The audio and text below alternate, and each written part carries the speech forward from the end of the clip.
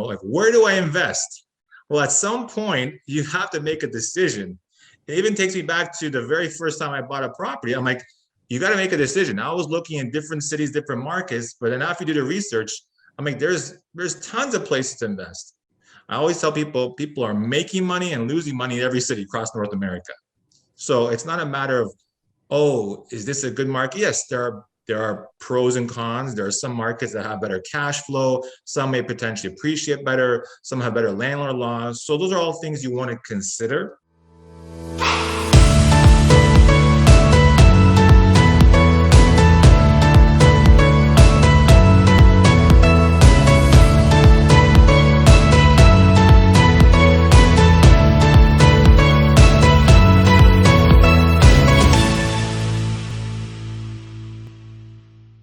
Got Thomas Lorini.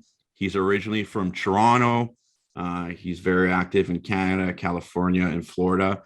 And I just thought we'd bring him on today just to kind of talk about his journey in the world of investing in the U.S. as a Canadian. He's now a resident of the U.S., but it's at the beginning, it's never easy to get financing on anything. So he'll kind of go through his journey. I encourage you guys to use the chat box and to exchange ideas too. We'll answer the questions at the end, and just please make sure you have your microphone off, and then we'll have a Q&A at the end, and we'll also have open networking towards the end.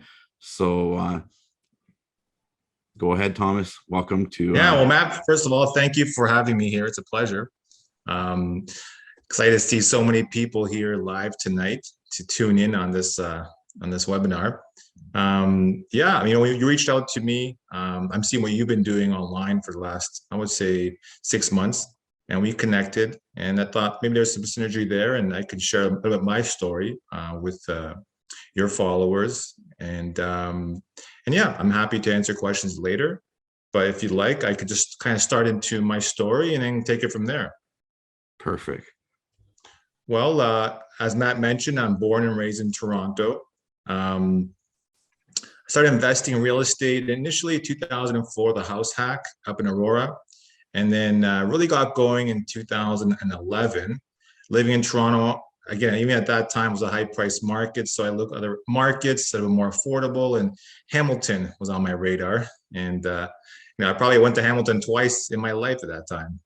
But I started investing there and just kind of grew a portfolio of smaller assets, single family, duplex, condos, and I did that for a number of years. And I did that on the side while working manufacturing. My background is mechanical engineering, so I did that for about 25 years. And buying these rental properties on the side, honestly, I just thought of more like a retirement plan. Never at that time thinking I'd get into real estate full time. And then slowly, things started changing in my life. My wife, who's originally American, after we got married, she moved to Toronto. We would always go visit her family down in California, and we'd stay for 2, 3, sometimes 4 weeks. So the idea of moving to the States was always there, and I decided to take some action. Ended up getting my green card. And then we did take the plunge in 2014.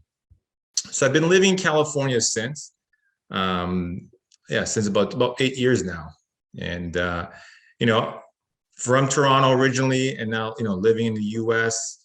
Currently a dual citizen. And as Matt mentioned, I do invest on both sides of the border. And there's some definite differences I can share tonight with you guys.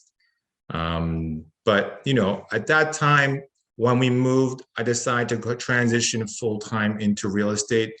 I think I had I kind of tapped out of the industry, the manufacturing industry, and I kind of saw what I was doing in real estate. Ended up selling my business, my manufacturing business, and when we moved to California, and then I said, okay, let me see if I can do this real estate full time. So what does that even look like? What does that even mean? Initially, I thought, let me see if I can continue to buy rental properties, maybe do some flips, a little more active. And I quickly realized moving to the US, my number one challenge, as Matt alluded, was in fact financing. I had zero credit. I was not in the US system. Even though I had my papers, my green card, so I was legal to reside there, I was not in the system. So I had to actually start the process from scratch. I had to go to the bank, apply for a credit card. Actually, it was a secured credit card. So it really took me back to like when I was like 17, 18 years old and walked into like a TD bank and say, okay, I want my first credit card. That's how I felt. And so I slowly started building up my credit.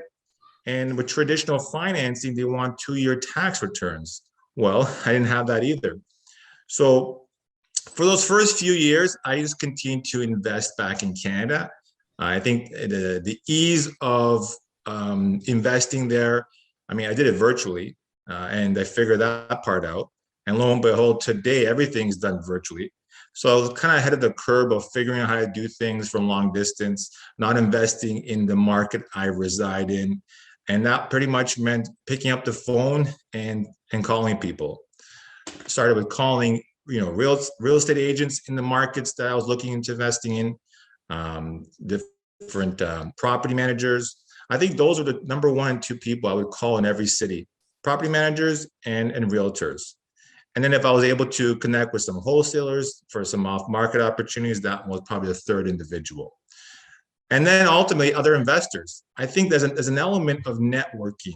This is not a solo venture. Even if you're going to buy assets on your own, there's always an element of like a community aspect in real estate you need to consider. If you're going to invest in whatever city, reach out to other investors who are already investing in those markets, pick up their brain, ask them questions. You may even want to consider investing with them, at least for 1, maybe 2 deals, just to kind of get a little bit better feel of that environment, learn the ropes, if you will, and then continue to, then go off and venture on your own. So that's what I was doing the first couple of years. And then eventually I said, okay, I'm in the US, I want to invest in the US. So what did I do? Initially, the number 1 question of where to invest always comes up. I'm sure you get that a lot too, Matt. Like, where do I invest? Well, at some point, you have to make a decision. It even takes me back to the very first time I bought a property. I'm like, you got to make a decision. I was looking in different cities, different markets, but then after you do the research, I'm like, there's tons of places to invest. I always tell people are making money and losing money in every city across North America. So it's not a matter of, oh, is this a good market? Yes, there are pros and cons. There are some markets that have better cash flow. Some may potentially appreciate better. Some have better landlord laws. So those are all things you want to consider. However, you have to make a decision at some point. So for myself, after a few years of living in the US, I said, well, I like to kind of like get in with a low barrier of entry. And that took me to Ohio. So Ohio was my first US market I started investing in. In Ohio, I mean, at that time, you can buy a single family homes for like $70,000, $80,000. These are like 3-bed, 2-bath, 2-story homes with a backyard, detached, for like $80,000. I just started making contacts, similar to what I mentioned earlier, just connected with other investors, real estate agents, property managers. And my actually very first property was a turnkey property. So for those of you who are not familiar with turnkey, it's quite popular here in the US. There are companies, basically other investors, that go acquire properties, fix them up, and stick up a tenant in place with a property manager in place, and then sell them to investors. So you're acquiring a property that has basically been renovated and has a quality tenant in place. And from day one, you're just getting cash flow. I mean, that's the essence of it. Does it always happen? Well, there are good wholesalers. There are good turnkey operators and poor turnkey operators. You definitely need to do your due diligence. But in terms of time and effort and the ease of it, honestly, like the day we closed, I didn't have any calls from tenants. The property manager took care of everything. And, within 30 days, I'm getting, the rents, and that's it. There was a portal by the property managers. I would just check in and look on any issues with the property, any repairs, that sort of thing. They handled everything. So that's something for you to consider if you're starting off. You may want to go that route through a turnkey provider.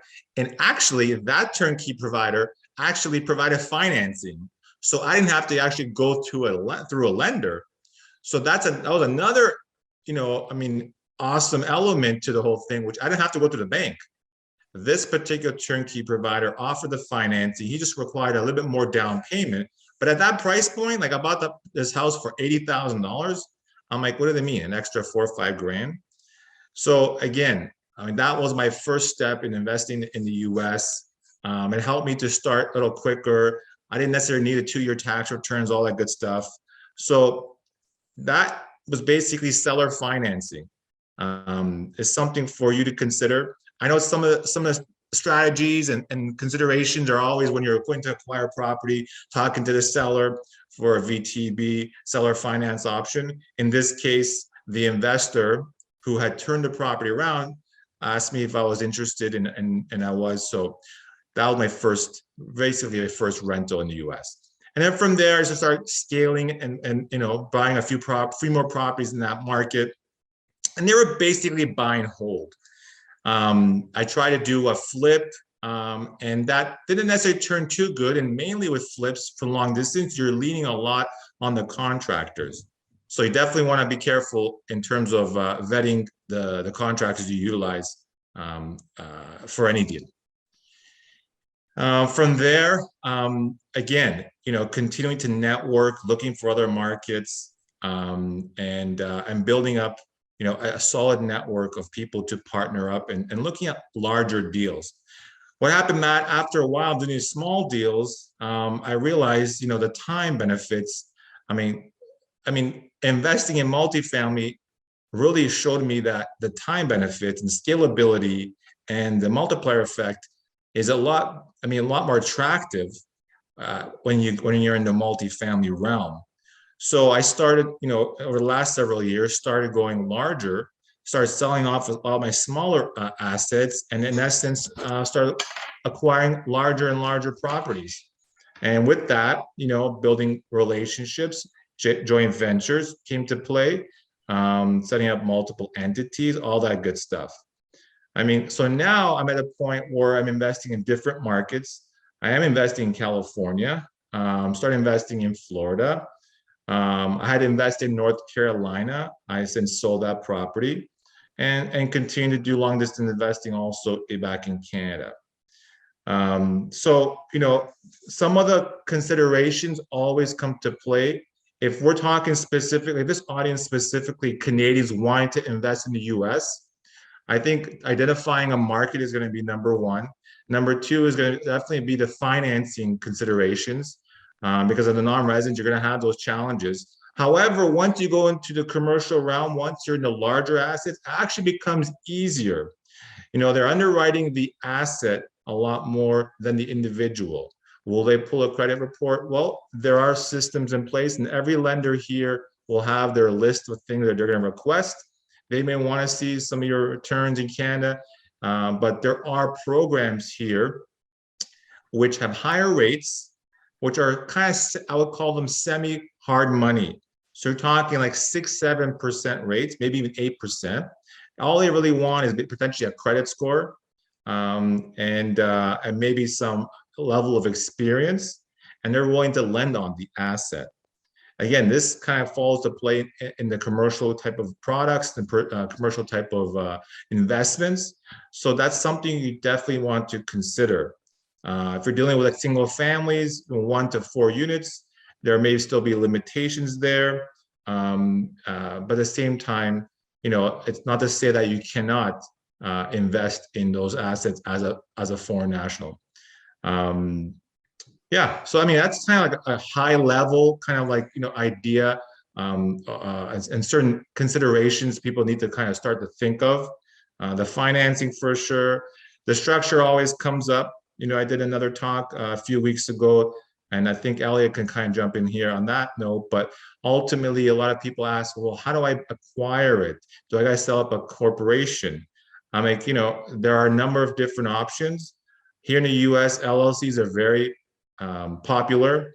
As an American now, I'm a dual citizen. So for me, it's a little easier. I can just go and create an LLC online for $300-400, and pretty much an hour or two. I got the paperwork, walk into the bank, and open up a bank account for a new entity. So it's relatively quick. As a Canadian investing in the US, there's a number of different steps you have to kind of consider. And most likely, you're not going to just be creating an LLC. Again, LA can kind of chime in on that, but more likely you're going to be creating an LP, a limited partnership structure. And mainly because of the, CRA over there in Canada, how it recognizes LPs versus LLC, and the tax consideration associated with that. So an LLC, too, guys, it's more considered more of a flow through entity in the US. So you kind of always want to have like a buffer in between your LLC, kind of like your holding co. So Americans love using LLCs for everything, just because you can flow money back and forth without really any tax implications. Versus in Canada, you can't do that. You're subject to taxes on that. So that's very important not to put that on your personal name, also because it's not recognized in Canada. Yeah, most investors here, either if you acquire it in the LLC, great, or they acquire in their personal name and then roll it into the LLC, the quick claim deed, that sort of thing.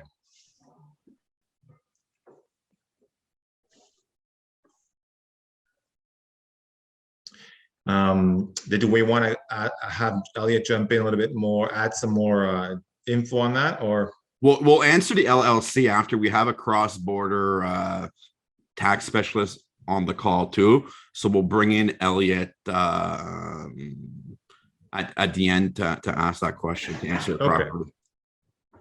Okay, great. So yeah, in terms of the type of deals I'm doing now, multifamily is my main focus. Right now, I'm under contract on 18 unit here in downtown LA. In terms of numbers, it's about 250,000 per door. So high level, we're looking at 4.5 million and rents of close to $2,000 a month. So again, these are the type of deals that you can still find here. And you figure LA being one of the biggest cities in the country, compared to Toronto, I find it's still relatively attractive. I know, talking to some investors back in Toronto, I'm hearing like 1-2% caps, like ridiculous numbers. Where here, downtown LA, which probably got 10 times the population, you can still find like 4 caps and even 5 caps at times that need a significant amount of value add. But still, as an investor in a market like this, it's still, there's an attractiveness to it, because there's definitely the upside on some of these assets where you can add the value and do all that good stuff. So, I can answer specific questions, but in terms of high level, as a Canadian investing into the US, you definitely want to consider the different markets. I like Florida, Texas, Arizona. I have a project in Arizona, mainly because of the favorable landlord laws, mainly because you got a lot of people moving there. Additionally, short-term rentals, very popular in those markets. So that's another option. If you're going to go and acquire, purchase something, you can convert, some of the units into short-term rental, or all the units into short-term rental. Like, those options are there. And the numbers I'm seeing, you're not going to find those in Canada. You can go on the MLS right now and find townhomes in Miami going for like $590,000, $600,000. That short-term rent and generate about $10,000 a month. And it's nothing fancy. So those are not stuff that you normally see in some of these Canadian markets. But again, not to say that Canadians should sell everything and move all their money to the US, but you definitely want to consider diversifying. You definitely want to consider, if you're going to go and buy an asset up in Sudbury or Nova Scotia or Saskatchewan somewhere, those in comparison are small markets. You're talking like 10,000 people, 15, 20,000 people communities. that's pretty risky. One hiccup in that community, something happens. The rules change or something. We may not have seen that in the past 10 years, but what I'm seeing now, because I continue to invest back in Ontario, is that a lot of these markets, they're getting priced out. The competition has been fierce. So now people are overpaying for some of these things. I had a conversation with someone just this morning, and they had made an offer on a 30 unit in Sudbury a few weeks ago. They had listed it for 4 million, and they made an offer for 4.3, and they had a hard time running the numbers at that price point to make it work. It ended up selling for 5 million in Sudbury. So, yes, I get it. At some point it made sense, but now it's getting kind of questionable. So why not look south of the border and start with something small, maybe a duplex, maybe a fourplex, or partner into a larger building. A few investors get together, and that's what I'm doing. I'm not buying all these deals on my own. I'll partner with individuals, and we'll do these larger deals. And that way, you're not in on yourself. You can leverage. The upside potential is significant if it's done right. You can leverage the experience of some of the, some of your partners, type of thing. You can leverage the time element. I'm finding more and more, I'm gaining back a lot of my time when I partner with individuals. So that's another consideration. Yes, it's nice to have the whole cake, but when you have to put in all the work, it may be and you kind of compare that to partnering with a few people and everyone doing a portion of it. You may soon realize this is actually saving me a lot of time. I can do better deals. The quality deals are better because now we've got a little more capital to work with, and potentially we can spread the amount of workload. We could even hire individuals. We've got some deals. We've got VAs and other people on the team that are taking a lot of the day-to-day operational stuff. And for us as the management side of it, it's the time element. We're gaining that back. So again, the U.S. is like a market that's 10 times the size of Canada, and there's plenty of areas, plenty of states, which are very favorable compared to Canada and the rules in Canada, especially in Ontario. I find that, and we have this conversation all the time, if you can make money in Ontario, there should not be any problem making money in the US. I would say the closest comparison is here in California to Ontario, but even here, it's not as strict as Ontario. We have got rent control, yes, but not at the level of like what we see in Ontario, like 1% or 0.2% of rent increases per year. So saying that, markets like Florida, Texas, you can get your non-paying tenants out very quick. You're talking weeks, month tops if they're not paying rent. Once their leases are up, you can get them out. You don't have to renew their contract. They leave, you bump up their rent to whatever you want to be. So those are things that a lot of Ontario investors, a lot of Canadian investors are not accustomed to. We've got a lot of red tape, a lot of rules that we have to follow. Whereas other markets in the U.S., there's a lot more flexibility, a lot more benefits for the investor. And if you look at the economies of scales too, like Texas alone, the economy of the state of Texas is like, I think it's at 5 times or 10 times the economy of Canada, our whole country.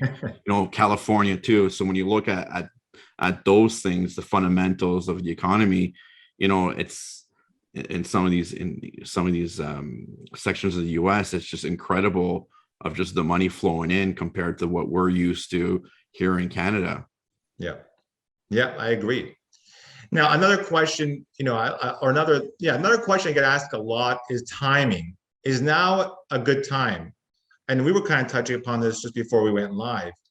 If you look back in time, I think at any given moment, people ask that question. Like even 10 years ago, when I first bought my first property in 2004, I asked that same question. I'm like, is now a good time to buy?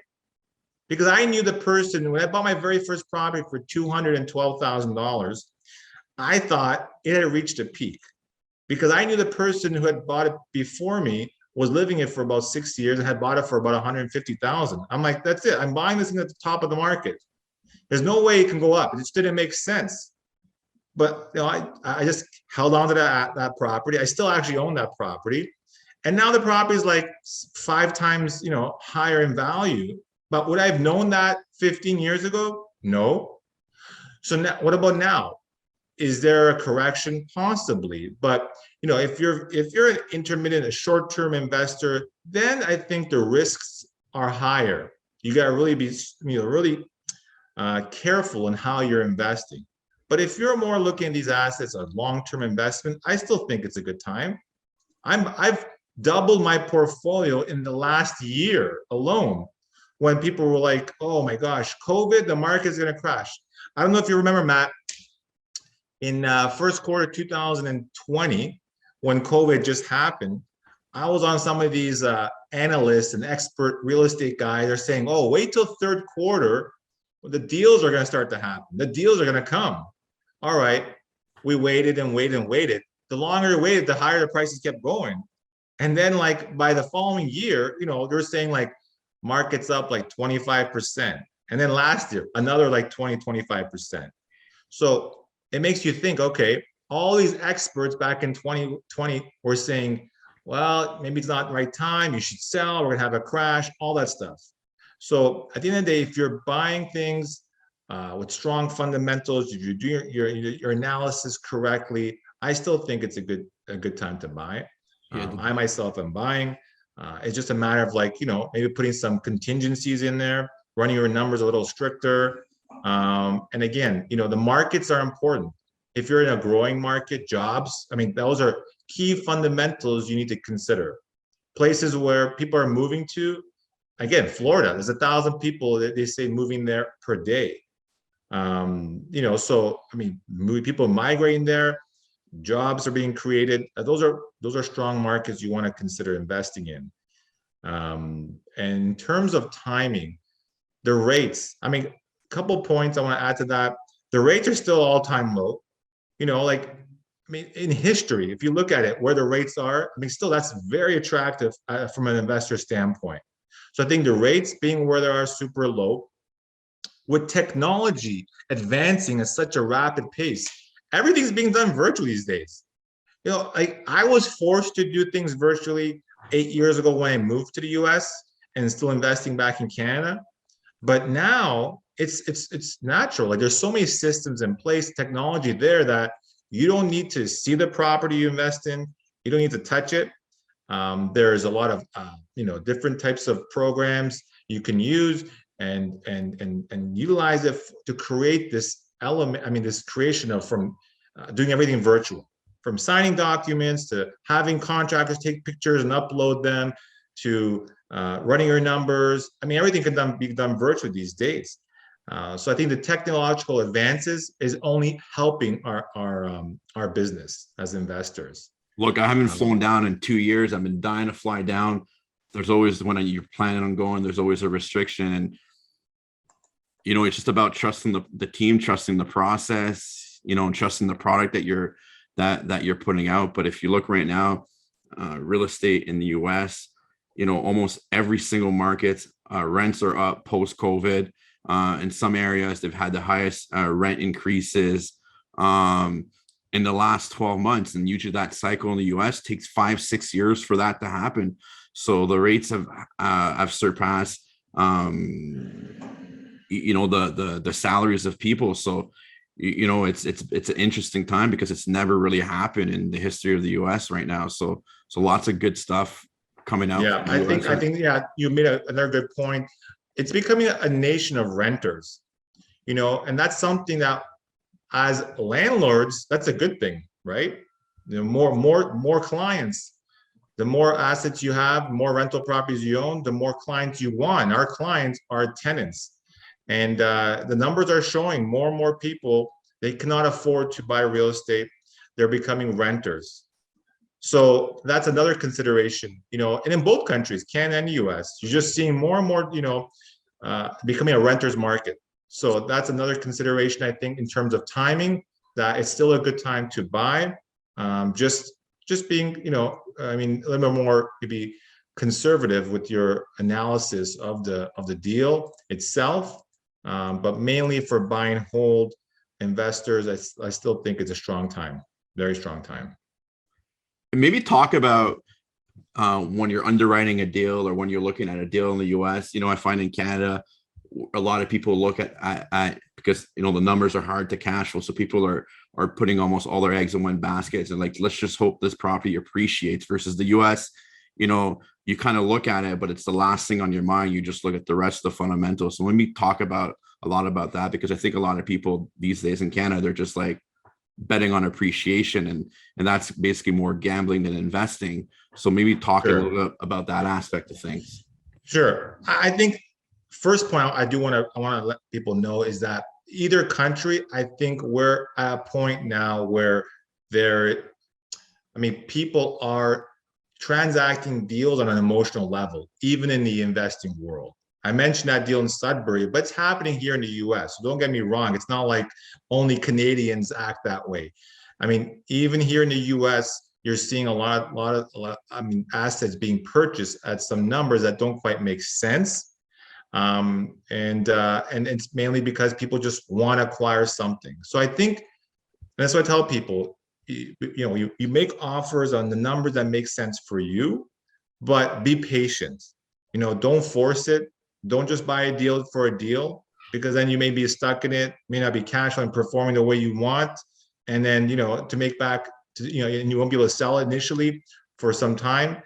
So you want to be careful how you're running your numbers. In terms of the markets in general, yeah, I mean, if you're in a market where the numbers are attractive in general, like I mentioned, Florida keeps coming up, like you can still buy properties for $300,000-$400,000 in Florida, in Texas. I mean, you can't do that in California. Like out here, I'm in Orange County. The average single family home is like $1 million, 1.1. And then, condos are going for like 550. So, and then rent, yes, rents have been going up, but still, even with rents being at $2,500 to $4,000, from a condo to a single family, still you're not going to make cash flowing very strong. I'm talking about like 1 to 4 units. Once you get into multifamily realm, it may start to look a little more attractive. But also you got to consider stability. I mean, the market fluctuations. If you go invest in the Midwest, I was investing in Ohio. I still know investors investing in Ohio, in Detroit, in Michigan area. Those places, stronger cash flows. I mean, the appreciation is next to nil. So you want to, kind of balance. And what's your risk tolerance and your flavor? Ultimately, I like a combination of both. You want to kind of like not put all your eggs in one basket. And also the resources, the team and the people, you get kind of familiar, you got a good team, good boots in the ground. Then you end up doing more and more deals. And that's kind of what happened with me. Like I start investing in one area, and then just opportunities start to come more and more in these areas because of the people I've connected with, the trust and the relationship you have. And then, and then it just kind of grows organically. So I'm not really chasing necessary deals. They may be coming to me. And from that, different types of investments. So traditionally, in my investing career, I've mainly been a buy and hold investor, but then, flips come up. And then over the last 2-3 years, wholesaling has been a strong component of my investing game. I think that comes up quite a bit when I speak to Canadians about wholesaling. Here in the US, there's a lot of data, a lot of resources to get ownership information, skip tracing companies, PropStream, and different types of technology that help you to allocate individuals that may be most serious to sell. So, you do quick YouTube videos, you can find tons of information on that. So that's another way of getting off-market deals. I think, from is it a good time to buy to finding opportunities, are kind of one of the top, 2 questions I get asked all the time. And in terms of finding deals, I think here in the US, you have a few more options than Canadians have. I think the regulation in Canada is stricter. And over here, we've got a few number of resources in comparison. And would you not agree? Like, I think one of the biggest mistakes as we do as Canadians when we start looking across the border, we're like, oh my God, I can buy this property for 80,000 bucks. I can't even buy a piece of land for that in any major city in Canada. And then you're like, Right. okay, it needs $20,000-$30,000 worth of renovations. And then we're like, oh, we think we're doing the best. We're doing the best investment. We're doing ourselves a favor. But in reality, if you look at a different market, if you're installing a piece of drywall, it's costing you $20 to hang it. It's going to cost you the same price in different markets. And the other market, that $20 might give you $60.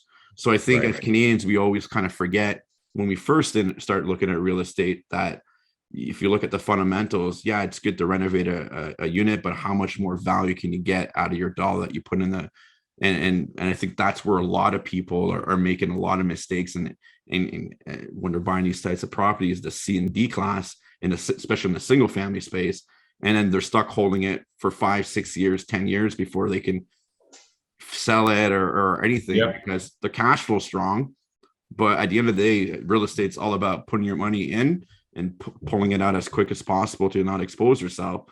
And, especially in the US, there's a lot of times you can get non-recourse loans with the majority of the banks once you start having the relationships with the lenders. And that's the beauty about the US. Like you can't get those in Canada. Right. Very rare. So maybe we can talk, if you want to touch a bit on that too, maybe so people can understand that. Yeah, I mean, I think in general, there's a lot more of everything in the US. There's a lot more options at any level. So for even the lending component, in Canada, you traditionally have your top 5 banks. In the US, every lender I meet, I mean, they have products that the other guy may not have. So building a relationship, having a Rolodex of lenders is going to be huge. The types of loan products, as Matt mentioned, is a ton of them. There's ones that are very strict in the underwriting, other ones which aren't. I mentioned earlier, like there's from hard money, you're paying like 10% money plus probably a couple of points to like semi-hard to 7-8%. The higher the rate, the easier it is to get the financing. The lower the rate, the stricter. But there's still options, like you mentioned, non-recourse, where if you default on the loan, they take the asset back. They don't come after you, which that doesn't happen in Canada. If you default and your property foreclosed, power of sale, you're still on the hook. But in the US, if you've got one of those type of loans, they don't come after you. So again, portfolio type of loans. So here, if you own a number of assets, you can put a blanket loan called a portfolio loan. And that way you've got equity in a house, in a duplex, in a triplex. You say, all right, I need 100 grand. They'll do a blanket loan if there's equity across all 3 of them. Instead of getting multiple small loans or HELOC, just go portfolio loan. And they'll say, okay, here's 100 grand. And that works on the larger stuff as well.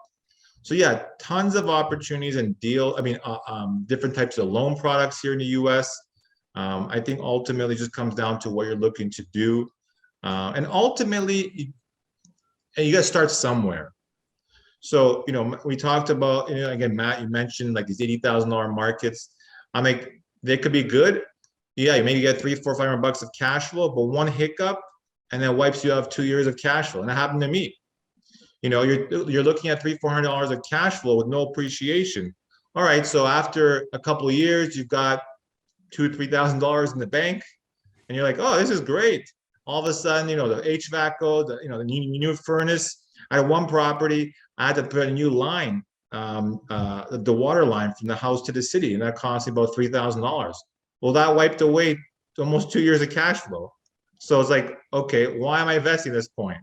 So those are things you want to consider. Those lower price markets, and also the lender standpoint, they're not. Most lenders aren't very excited to provide a loan on a sub $100,000 property. That was another challenge that a lot of investors face. You finding these $70,000, $80,000 single family. Well, you're not going to have too many lenders that want to lend on those. So again, now you got to put all cash. Does it make sense? So you may want to kind of tweak it up a little bit, find something in the $200,000-$300,000 range. At that point, there should be some appreciation. There should be some cash flow and combined with it. Yeah. So anyways, in terms of the type of, location, the type of loans, there's a lot of options. And for myself, a lot of it has been trial and error.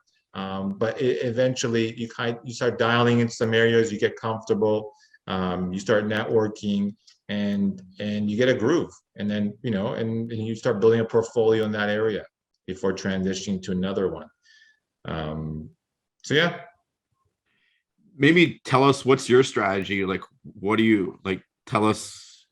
My strategy's changed over the years, Matt. I think, initially, I was just excited to buy properties and anything I could afford because I was doing it all on my own. No JVs, no partners. So usually it'll be like a 1 to 4 units. So buy a duplex, a triplex, a condo, and just whatever I can qualify for, I'll acquire it. This was before I even knew what a BRRRR was. The BRRRR strategy has become so popular in the last 5, 6, 7 years. But when I started, it wasn't really something that I was doing because it just wasn't something that I was taught. So I would buy, put 20% down, buy and hold. Put 20% down, buy and hold. And then renovate the unit, getting a quality tenant in there, and just hold on to these assets, which is good. It's just a slower growth. Now, once I repositioned, once I did a BRRRR on a 9-plex about 2017. That's when like kind of light bulb went off in my head. I bought a 9-plex that was on the market for a long time for $440,000. It was virtually, I only had a couple of bad tenants in there.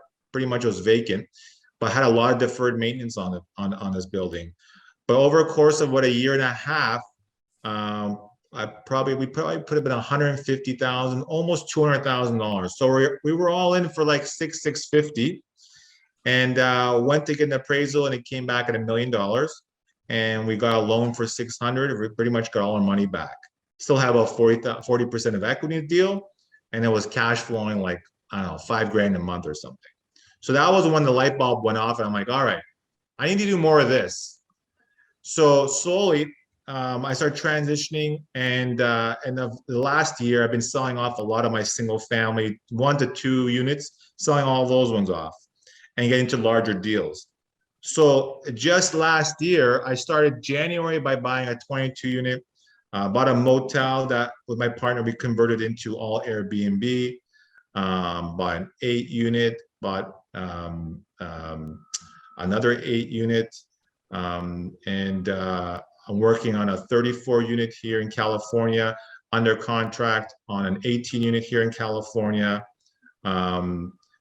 We're also, my father-in-law over here is a builder and developer, so we've got some larger projects where we're building to keep. So we've got 2 projects right now, which are going through the final approval with the cities. One is in Arizona, in Tucson, Arizona. It's for 198 units.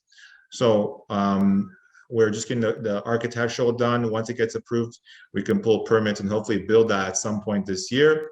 That's to build to keep. And we also got another project here in California for 150 units, which is also in the final stages of approval. And then we can move forward and start constructing, again, built to keep. So again, things have changed over the years. It's, where before it was like, I get super excited to buy a condo, and it's great. Everyone's got to start somewhere, right? But then, things start to change. Like I partner with someone, this happens, something else happens. I tried different tactics. The Airbnb, the short-term rental stuff has been something like in the last year and a half where I've been getting a lot more involved in. Which prior to that, I'm like, I don't know, it just sounds like a lot of work. It sounds like, yes, maybe there's more cash flow, but for the time, I don't want to I don't want to spend too much time on it. But I ended up partnering with someone who was already managing like close to 100 units. So for me, I just partnered up, leveraged his system, his expertise. So now I've got like dozens of units, dozens and dozens of Airbnb, but I don't do anything. The most I open Airbnb is to book something for me and my family. So again, leverage other people's money, other people's time, and other people's expertise. And in some sections of real estate. And in some sections of the US too, you don't even have to buy a property that you could just get a lease, make sure you can put an Airbnb, and like, yes. And like you'd probably have to pay for your rent up front. So call it 15, 20 grand US, another 15, Yeah. 20 grand of furnitures. And then within the first 3 months, you got your money is back in your pocket. So it's a little bit riskier just in case the management and the apartment building, the complex, they change their policies on stuff like that. But there's opportunities to get into some really good real estate with close to no money down, or put everything Right. on your credit Well, I think card. you're referring to the rental arbitrage. So that's definitely a strategy to consider. You more likely want to do that with non-HOA properties. So here in the US, you have HOAs, homeowner associations, similar to condo corps. Over here in the US, in many markets, it's not just for condos. Like HOA is in communities of all single families. Um, uh, so it's not just for, again, like apartment kind of buildings. So with that, you've got a lot of rules and regulations you got to abide in. The HOA can mandate it where they don't allow short-term rental or perhaps 30-day plus type of rentals. So with that, if you're going to invest, you have to kind of keep that in mind. If you can invest into an area which doesn't have no restriction, no HOAs, like this peak, I was making some offers out there in Fort Lauderdale on some single family homes that would be great for Airbnb with no HOA. So that way I don't have to abide by any rules. Maybe it's just the general city rules to follow, but you don't have these HOA associations which really make it, tough to function as an Airbnb. But in terms of doing the arbitrage strategy, yes, your out of pocket is mainly, your first and last and the furnishings. But you don't have to put down a huge deposit. You don't have to put down, a huge down payment. You don't have to get any financing component. So it's something that, with some capital, I don't want to say no capital, with some capital, you can get going. And like Matt said, within a few months, make your money back. And I think some of these larger homes, they rent. It's astonishing to see sometimes some of these homes rent for like $10,000 a week, for a 4 or 5 bedroom house. So that's definitely a strategy to consider. And it's something that for myself, I'm focused on multifamily value add acquisitions and in a short-term rental strategy where we can make a sizable. If we can value add as well, that's even great. Because a combination of value add and short-term rental, I think, is a great combination. And maybe let's just go over development real quick, because that's mainly what I do. So maybe let's just take Arizona, because I think Arizona, your cost per square foot is very similar to what I'm doing. But just talk about maybe building from the ground up. Like, how much money do you need to raise per door, let's say, to build a building? When Canadians are going to hear this, they're going to be like, oh my God, how do you guys do it? Versus in Canada, you're like, it's almost impossible to do it with the amount of capital needed compared to the US, True. So interesting enough, I had a call this morning with a couple of partners of mine from Canada on the building we're looking to acquire in LA. And, they're asking the most common questions. Okay, so like how much down are we looking at? And most likely we're about 25-30% down. It's a multifamily. Okay, got it. And then, so he's running the numbers, the term, the rates, kind of what's the ballpark rate. The rates here in the US are usually higher than the Canadian market. So that's another factor you need to consider. So I think we're talking around a 5% rate. And the term 25 years amortization, that sort of thing. But then we start talking about the CapEx, the improvements, the value add. You can likely find all the capital from the lender for the value add. So what ended up happening, the lender said, we will finance 100% of the improvements. So in combined acquisition and the renovations was like an 85% loan to cost.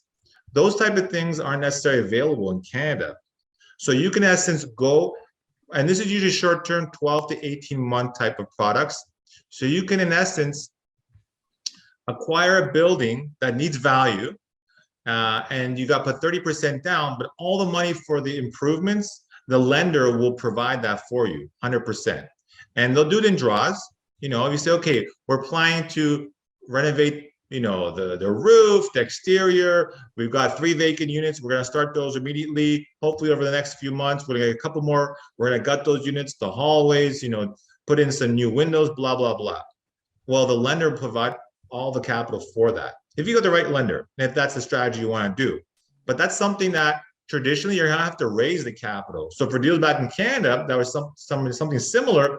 We would have to raise that capital for all those improvements. So as an investor, it's like, all right, you know, this building is $4 million. You know, we need $1 million to close, but we also need another like $600,000 for renovations. So the actual raise is a lot more. Whereas in the States, we don't necessarily have to do that. You know, if you have if it's a value add play, the lender is willing to lend on the improvements. So I'll give you just an example. We're building just a smaller unit.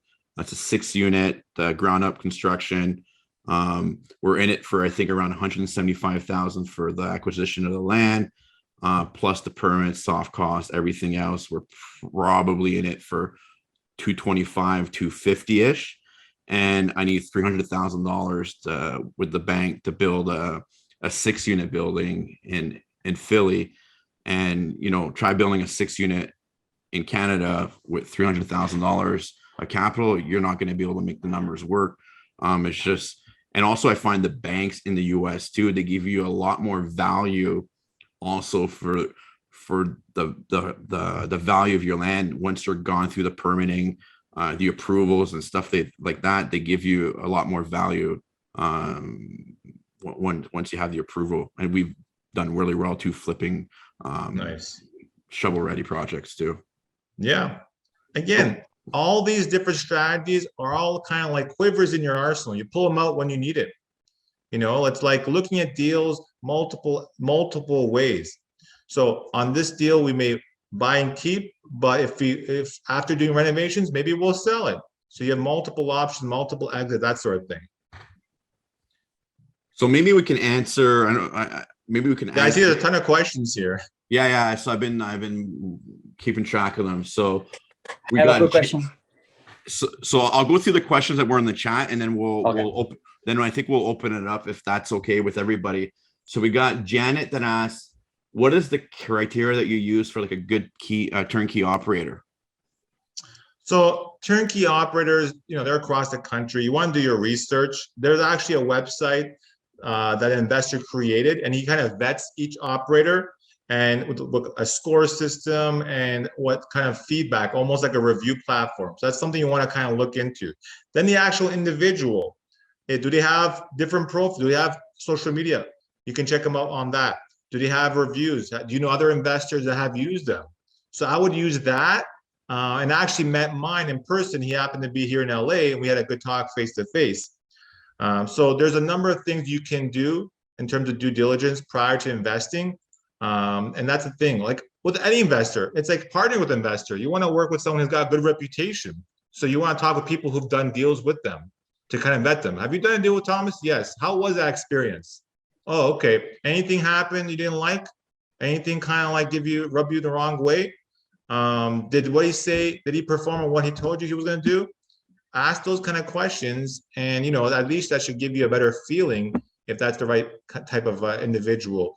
And if it's an area, maybe reach out to, it's funny, when I started investing in Cleveland, people know people. So like I just started asking property managers, have you heard of so-and-so? Like, yeah, stay away from that guy. I'm like, oh, okay. And then I asked, you know, realtor, have you heard of so-and-so? Yeah, they're pretty good. So a lot of times you're asking people in the industry of that area about people credibility, they'll tell you. So if you want a good property manager, these are the top 3 I would consider in this area, in this city. You want to, and then you ask a few people to see if the same names come up. If you want a good lender or you want a good turnkey provider, you know, I would say this guy and that guy is good in this area. You know, they stay away from this other person. So those are kind of high level, you know, things I would consider doing. And maybe too, another thing to keep in mind when you're buying a turnkey property, there's not a lot of skin left on the bone to make money too. So exactly. So you got to be very, very, very careful on that. It might cash flow really well, but on the exit, if you have to sell within a year, 2 years, you're most likely going to lose money Yeah. on it. So be very careful about the strategy on that. Yeah, it's very true. Because you have to remember the turnkey operator, he's buying these properties, fixing it up, and basically flipping it over. Instead of the open market, he's flipping it to an investor. So you're buying it at a premium. So like Matt said, you may not get an appreciation high enough to justify a sale. You may end up losing if you have to sell. And a lot of times I find these turnkey providers, they're selling their properties to out-of-state investors for a premium. So that house may be the most expensive or the highest sale in the area. So, and that's that's something to keep in mind. You're like, all right, this is turnkey. I'm going to get it for 100 grand. Well, the neighbors are all selling around $85,000. So you buying it 100 grand. Yes, maybe it's paying $1,000. The renter's paying $1,000. So you got the 1% rule. You've got like $400 of cash flow coming every month. Great. But if you guys sell it in a year, you're going to sell it for a loss. And that's one thing too. I find that a lot of people, we think we trust the operator. So don't forget, they're trying to make a dollar too. So due diligence is very, very important. You know what I mean? Yes, exactly. All right. So next question from Nick. You always look at properties in person, or do you simply rely on your team? I'm at a point now that I don't look at all my properties in person. I think once I do a property inspection and an appraisal, those are the top two things that will help me to kind of make a decision on the property. I'll have my team do a walkthrough, maybe take some videos, but at this point, yeah, I don't physically walk every property. I own properties never been to and never will be in there physically. Yeah, we're the same way. Process and people you gotta trust. So this one kind of goes question for Elliot, our cross-border tax specialist on the line. So I'm not too sure they're okay. So you turn your mic on. So this one, would the LLC equivalent in Canada be considered a bare trust? So short answer, no. A bare trust is essentially a trust for Canadian tax purposes and US tax purposes. An LLC it's basically an entity. It's a legal entity formed in the United States. It can either be taxed as a partnership, disregarded, corporation, however you choose to tax it. But no, it doesn't share the same characteristics as a trust or a bare trust in this case. So. All right. So hope we answered your question there with Elliot. Freddie is asking, how do you find your operators? How do you perform your due diligence on them? We kind of touched about that a little bit, but we could just maybe go a little bit more in depth. Yeah, operators in a sense of the local team. So, I mean, you try and vet people as best as possible, credibility. So if I'm working with a realtor, I'll ask them for some contacts. If I'm working with a property manager, some contacts, other investors for contacts. And then you start giving them a small job, a small task, and see how they performed. And if you liked it, then continue. If they didn't perform well, then you may want to cut ties there. But I think that's one of the biggest challenges, like long distance is contractors. I mean, the rest of them, most of them are professionals. Sorry, realtors, Thomas. what's that? Sorry, Thomas. Freddie here. I was thinking more in the context of the example you gave about townhomes in Miami that were generating like 10 grand a month as short-term rentals. So finding a partner for that. I'm based in Montreal. I'm not flying down to Miami tomorrow. Right. Deals like that would be of interest. Yep. So your question is what? Like, are you just networking on Bigger Pockets and other groups to find local Are you asking operators? how to find a partner to invest with you? Well, I would provide the cash and they would be the local operator to run this. Well, in that case, you're kind of vetting your JV partner, right? Yeah. So I know are you how to asking do, like, where the to find those background partners? I'm trying to figure out what your techniques are for finding them, because I've been finding them in other networking groups like Bigger Pockets and others. And I know how I've been doing the due diligence using background verification firms like VCheck and others. I was just curious how you were proceeding with that sort of thing. Well, at this point, I think what I'm understanding is you'd be the money partner and you're looking for the active partner. So most of my deals, I'm still the active partner. So I'm raising the capital. So, I mean, I'm not necessarily looking for, well, there are times where I am finding, like, I'm bringing on additional partners, and how do I vet them? I think a lot of times it's just building the relationships. If you're going to bring a total strangers, you really want to really be careful about that. I don't just partner with anybody, especially with an active partner. I'm going to try find out, like I mentioned earlier, someone who's invested with that person, see how they perform, similar to working with getting a referral for a contractor. I mean, anyone you give money to, you want to really know their credibility, in terms of what have they done recently, and how have they performed, how have they conducted themselves. And I think Freddie wants to know like how do you go to find like your boots on the ground type of team? Boots on the ground, like I mentioned earlier, yeah, those are, connect those with like the realtors, the property managers, the locals, to build that up, and other investors who maybe invest in that area. You can go on Bigger Pockets asking, hey, I'm looking for someone to do something in this city. I mean, it's probably already on there. You just do a search on Miami, that sort of thing. But if you're interested, referring to like a deal I mentioned, a short-term rental, where you're interested in partnering, then you just need someone active locally. So you may just need a property manager, and that could be sufficient. Maybe you don't give up any equity, or you find a local investor through different channels, through other investors, like you mentioned, like kind of Bigger Pockets, that sort of thing, and then you kind of vet them as best as you can. But for myself, I'm not necessarily looking for active partners at this point. So most of the time, I'm building relationships with people to invest into my deals. And what I do too to vet partners, I'll give you guys an example. I was dealing with a guy in Birmingham, and on paper, he sounded really, really good.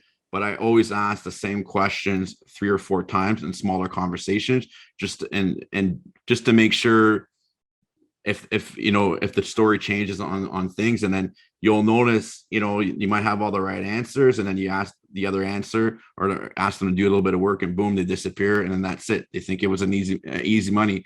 But I think, just 1 or 2 series of interviews, like a lot of people do, it's not the way to do it.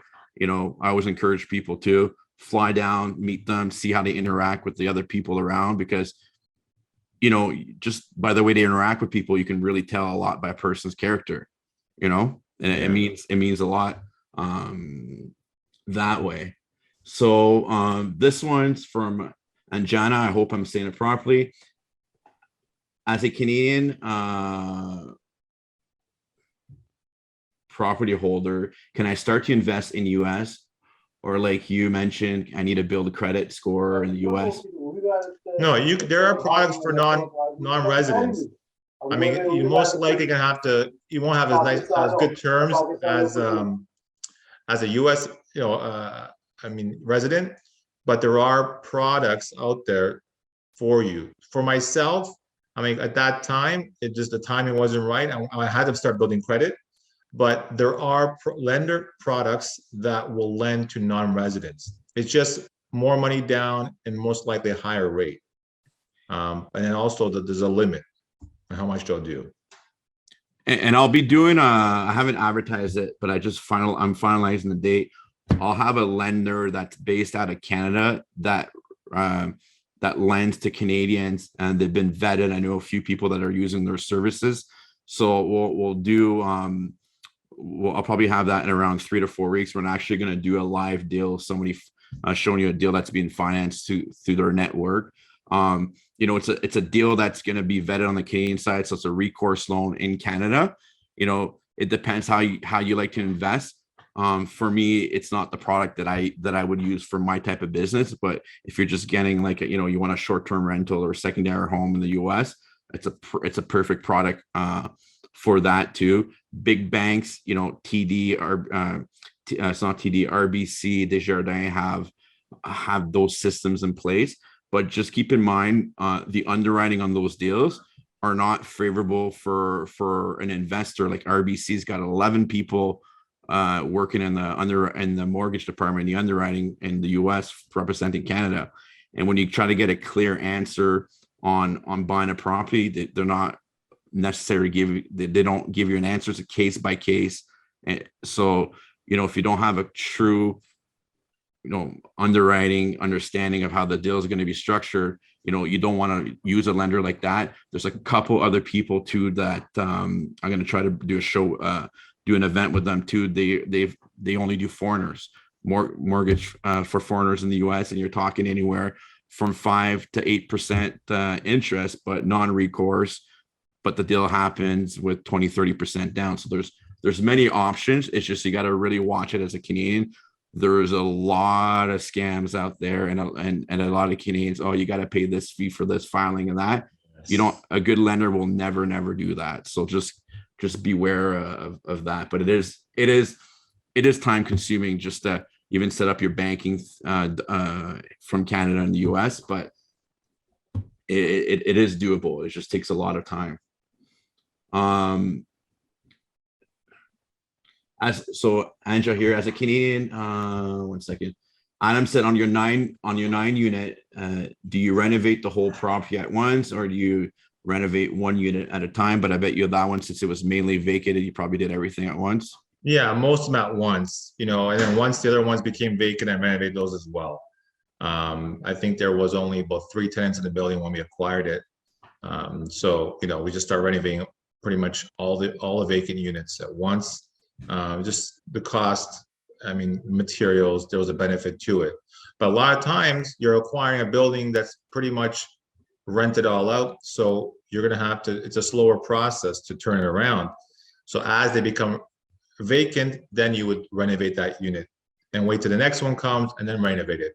And, that may take over, depending on the size of the property, it may take a few years before you get through all the units, and maybe even longer.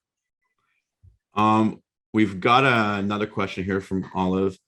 Are you doing any storage unit, self-storage unit, or? I'm not personally investing in storage units at this time, but it's definitely, another avenue that investors I know are doing. And this question's for Elliot right here. For an LP, do you have to open it with someone, or you can register it on your own? Like, how do you recommend doing it? Yeah, so an LP is basically a partnership, and any partnership, you need more than one individual or one partner, right? So typically, if you're really just going to be buying for yourself, and you're not bringing in outside investors, outside partners, whatever the case may be, typically we use, you individually as one of the partners, and possibly a corporation that you set up to be the second partner. So that's kind of a way we can set up an LP type structure if you're the only one contributing to it and we buy the asset. But yeah, in theory, but technically an LP needs 2 partners for any partnership. So. All right, thank you, Elliot, for that.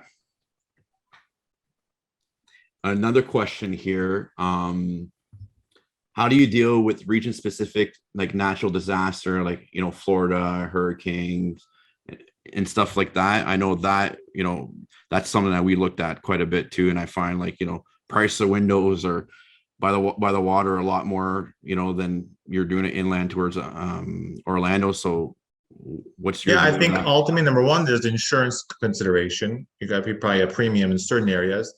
I know here in California, there's some areas that are fire hazard zone. So because of that, you got to get a premium on your insurance. And similar to, closer yards to water, you're going to consider, the hurricanes in Florida, over here in California, also the water rising over the years. So depending on how close you are to the water, that's another factor to consider. But yeah, material prices, you can buffer that into your analysis. But talking to locals, I think is one of the best things to consider doing. The local realtor, he should be able to tell you, what his clients are faced with, and give you like real life examples, like that the current times, current that month or in the last few months, the costs of certain things, or how certain things are being addressed. Like it's funny, hurricane always comes up, but talking to my realtor partner in Miami, he's like, I've been here for over 10 years. I probably went through one hurricane that really had any significant damage. So, and it's similar to here, living in California for 8 years. I haven't gone through any earthquakes, and everyone thinks, oh, isn't there a lot of earthquakes here? I'm like, no. I mean, actually, fires are bigger issues over here.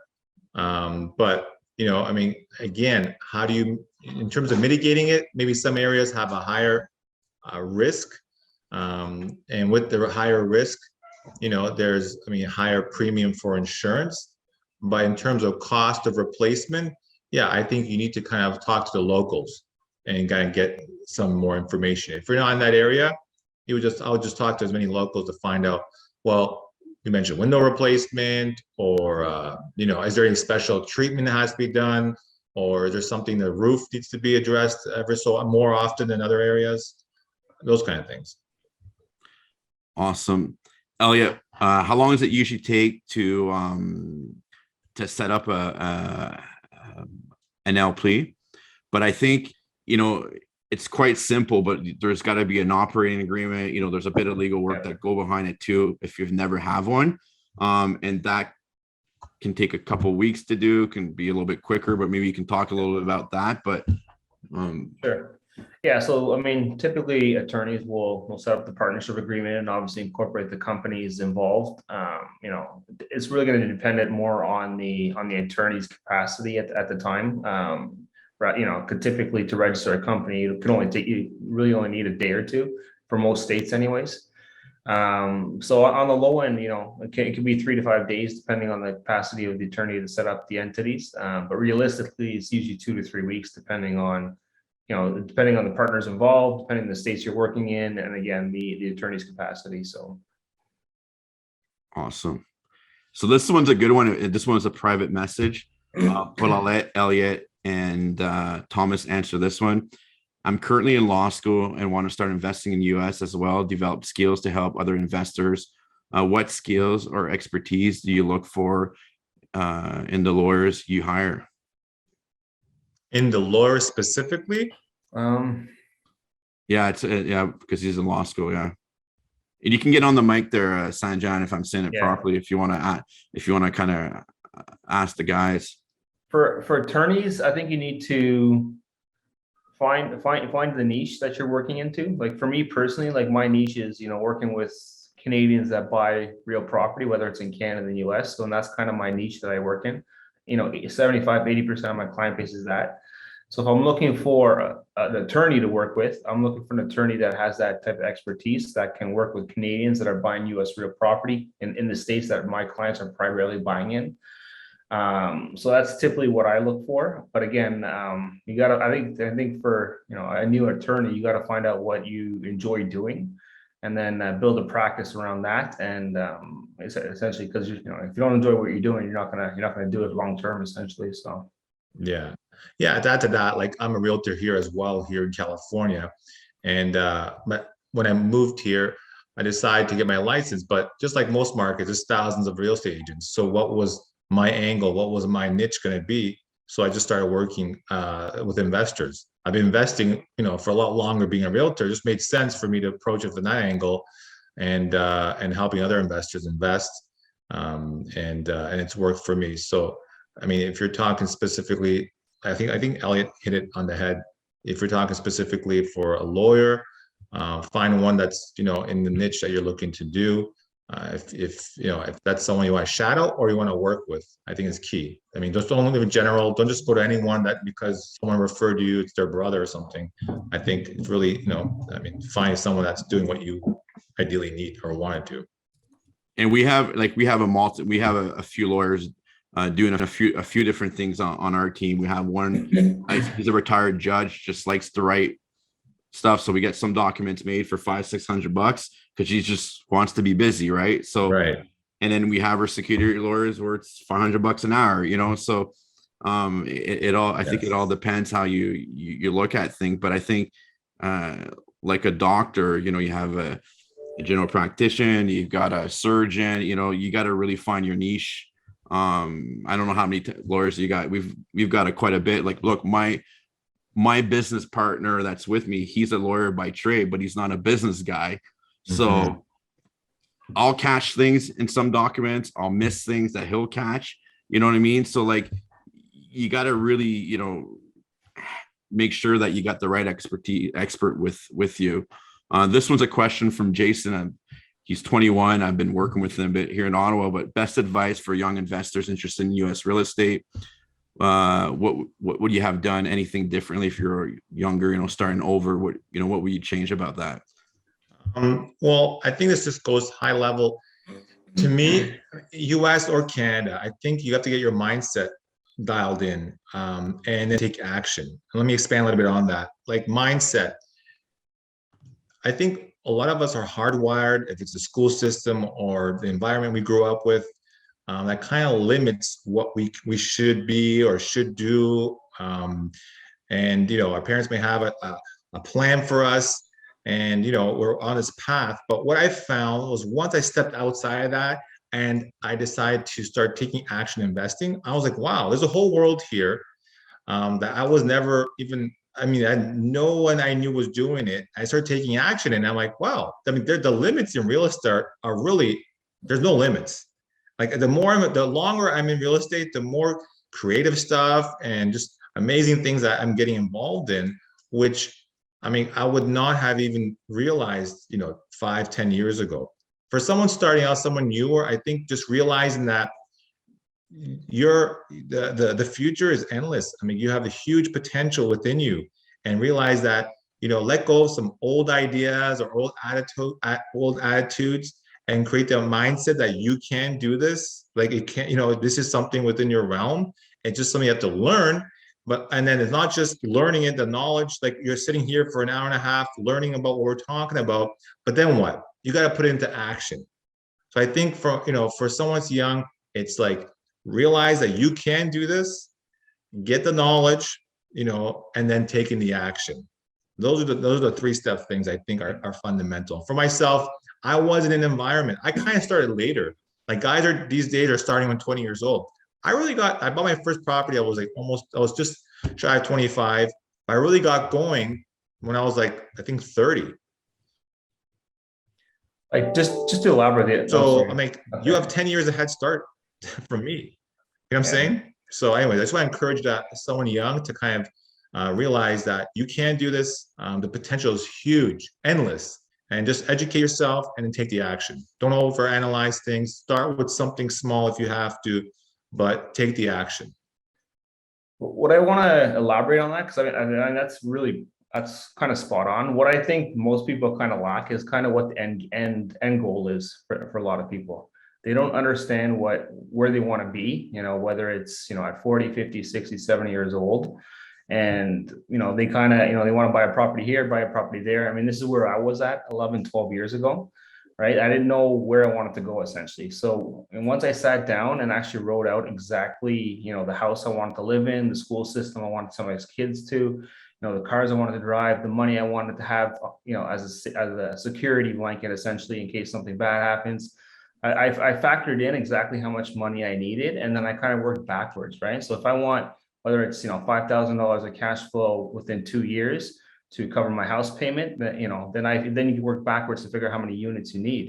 If you want 20,000 a month, for 10 years down the line so you can retire and have all your expenses paid through your real estate, you need to work backwards to figure out how many units you need, right? So I think that's kind of key when people are trying to factor in, the type of lifestyle you want and lifestyle you want to provide your family. And I think that's something that's really missing in today's society. You go through the school system and they always ask you, what kind of job you want, right? They always figure out, whether you want to be an accountant or a doctor or a lawyer. The reality is that, who knows, maybe these professions are not going to provide you with the lifestyle you want 20 years down the line, right? So you need to figure out what your end goal is, and then work backwards to figure out how do you accomplish that. Because if you want, $250,000 of income, $20,000 a month, Certainly, being a teacher is great, but that's not, a teacher job is not going to accomplish that. But maybe you want to set up a software company that helps in the education program, right? So that, that's something that can lead to that type of income and still leads you into the education program. So I think that's going to be key for a lot of people, especially first starting out, is figuring out where you want to go and then work backwards. I always give the example of we going on a vacation. You figure out your vacation first, and then you figure out your goal and going there, right? You don't determine, you're going to drive to Italy and then figure out you're going to Italy after, right? It doesn't work that way.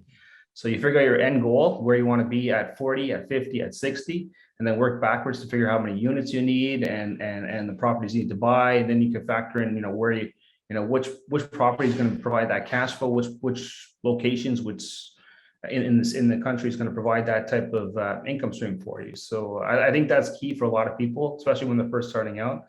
That's kind of what I was looking into back in the day, but I wish I would have started earlier, but certainly that's going to be key for people in high school and college and, and kind of getting into the job force essentially to figure out where you want to go ultimately and work backwards essentially. So.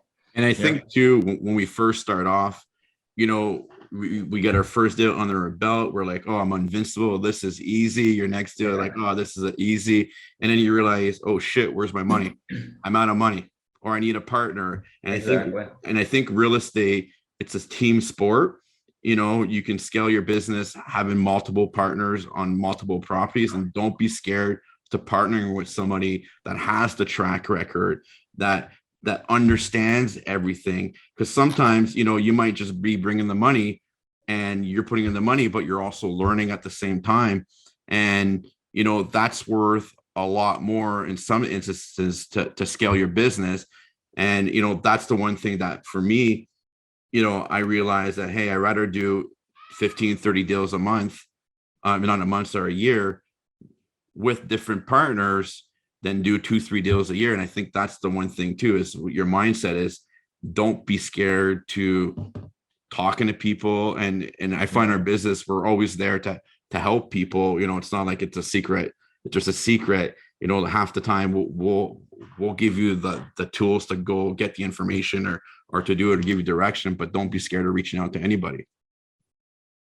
Yeah, I agree. I think one last thing I want to add is just being clear your value proposition if you're going to look for partners. Coming across, you could be young, you could be 20, 21, doesn't really matter the age. It's like being prepared for an interview. So if you're planning, at some point until you do a deal and you have no more capital to invest, or you have no capital, but you want to go and raise capital, well, what is your value that you can offer somebody? And if you're clear with that, you present it well, you'll be surprised. People will take you serious. I met a lot of young guys, young people who are investing, and they just present themselves very well, and they have a clear path on the deal or the opportunity, and then they'll get the capital for an investor. So just again, I want to encourage you, take the action. Awesome, that's great advice. All right, guys, so this wraps it up.